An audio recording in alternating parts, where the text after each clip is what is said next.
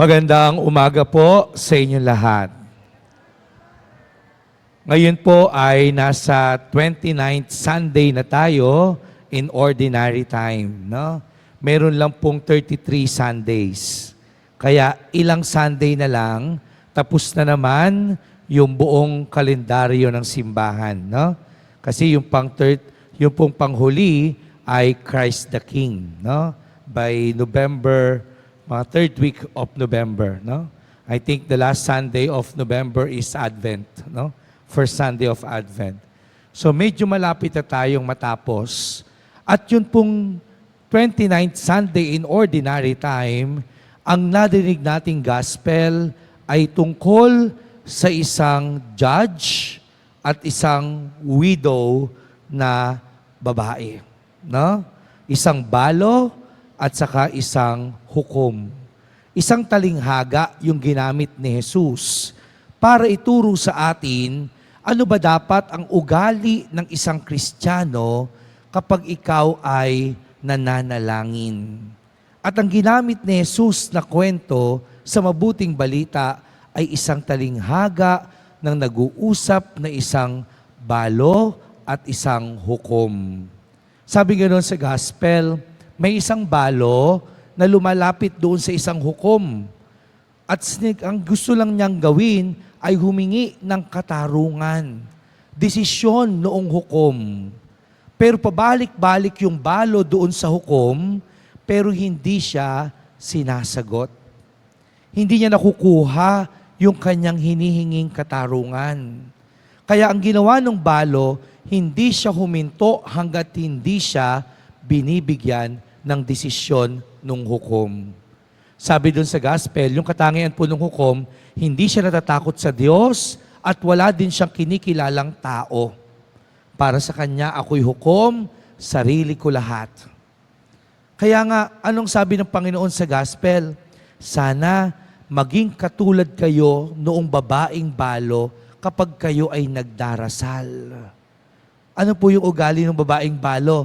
Laging bumabalik at bumabalik kahit na hindi pa niya nakukuha yung kanyang kailangan. Parang sinasabi lang ng Diyos, kulitin nyo ng kulitin. Sa pagdarasal, maging makulit kayo. Pero sa Panginoon, okay lang yon. No? Parang sinasabi ng Panginoon, pag kayo nagdarasal, okay lang na maging makulit sa Diyos. Kahit araw-araw nyo kinakausap ang Diyos, at hindi nyo nakukuha yung tugon ng Panginoon, sa Panginoon, okay lang. Sa pagdarasal, walang problema sa Panginoon, kahit lagi nyo siyang sinasabihan ng inyong mga panalangin. Sabi ng Panginoon, yan sana ang ugali natin bilang mga Kristiyano. No? Ganyan po ba kayo magdasal? No? Kayo ba pag kayo nagdarasal, makulit na kayo sa Diyos? Minsan daw po kasi, may ugali daw tayo. Pag may hinihingi tayo sa Panginoon at paulit-ulit, sino ang napapagod? Tayo. No? Parang tayo ang napapagod. Lagi natin sabihin sa Panginoon, Lord, ilang beses na ako nagdarasal. 1 taon ko nang hiningi. Noong una, 1 linggo lang, hindi mo ako pinakinggan. 1 buwan na, hindi mo pa ako pinakinggan.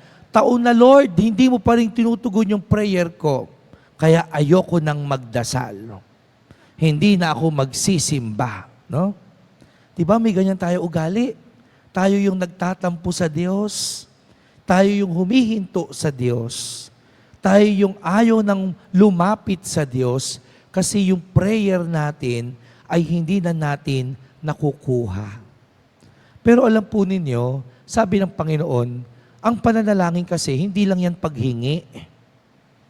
Pag ikaw'y nagdadasal, hindi ka lang humihingi. Anong tinuturo ng Panginoon sa atin?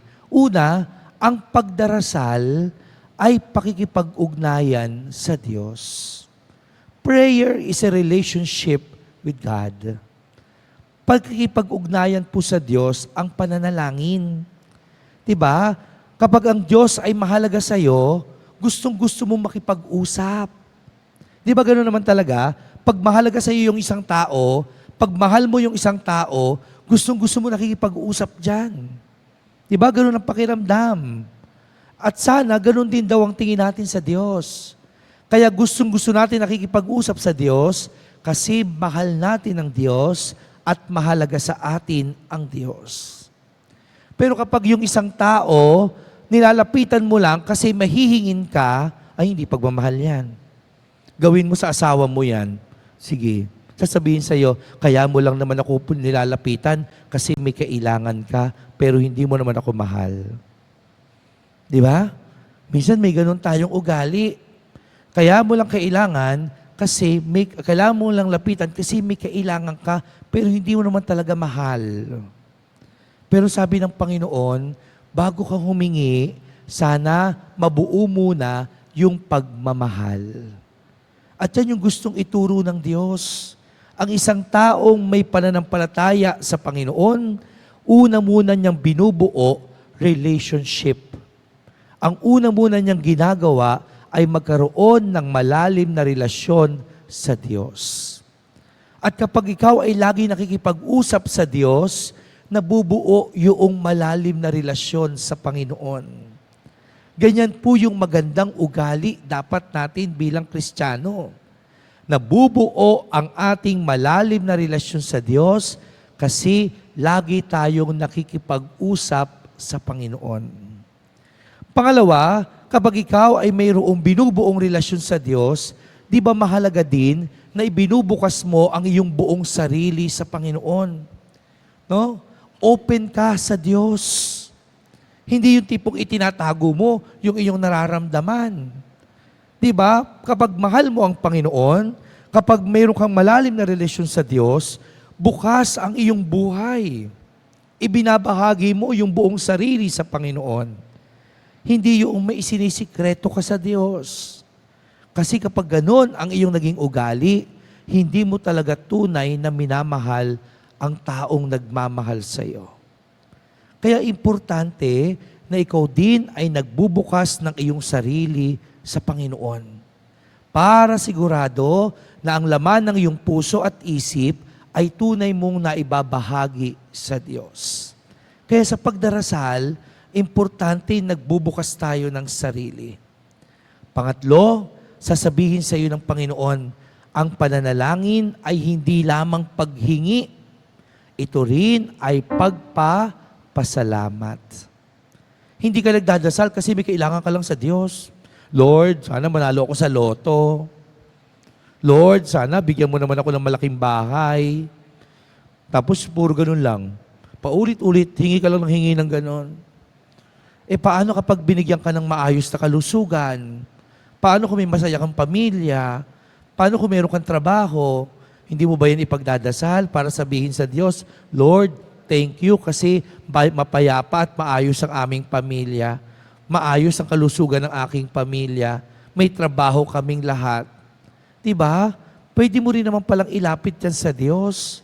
Pwede mo rin palang ipanalangin yan para magpasalamat sa kabutihan ng Diyos na ginagawa sa iyo.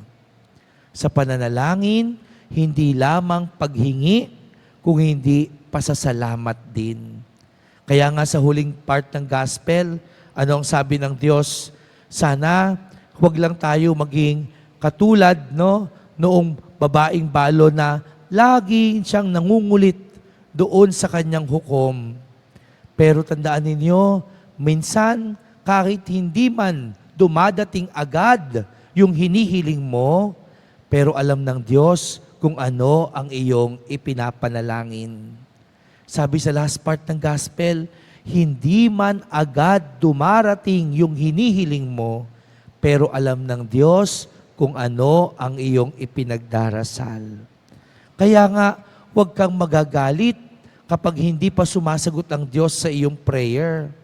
Huwag kang magtatampo sa Panginoon kung hindi pa dumarating ang iyong dasal.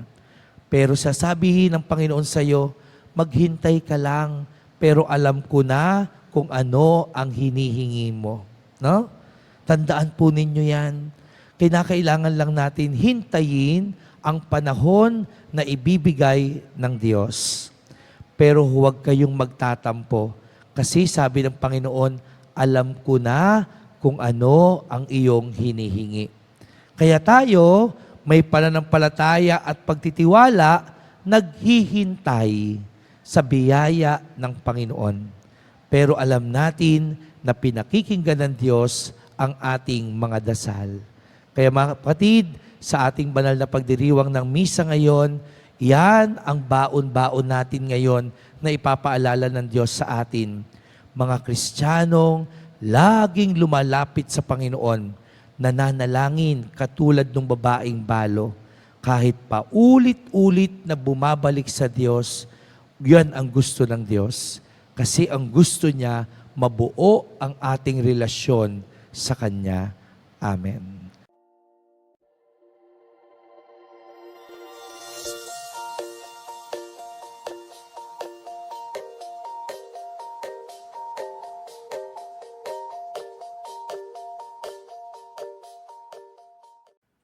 Thank you for joining us. View our past broadcast on the St. Peter Community YouTube channel and St. Peter Community Facebook page. Don't forget to like, to share, to subscribe, and hit the bell so you can be notified on our upcoming activities. Maraming salamat po at laging tandaan, unahin natin lagi ang Diyos.